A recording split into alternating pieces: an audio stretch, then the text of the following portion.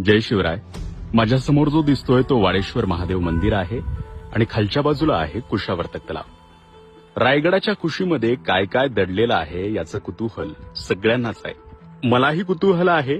मी गेली अनेक वर्षापासून रायगडावर येतोय, इथल्या गोष्टी अभ्यासण्याचा प्रयत्न करतोय आणि अशीच एक गोष्ट किंवा अशीच एक वास्तू जी आहे ती या मंदिराच्या खालच्या बाजूला इथे आहे.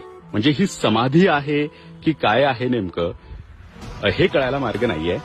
अनेक जण म्हणतात की समाधी आहे, पण यावर काही खुणा आहेत. समजा ही शिवलिंगाची खूण आहे, 2 खुणा आहेत याच्यावर शिवलिंगाच्या. ही समाधी असेल तर नक्की कोणाची आहे, ही वास्तू नेमकी काय आहे याचा शोध घेणे अत्यंत गरजेचं आहे. इतिहासाचा उलगडा होणे अत्यंत गरजेचं आहे.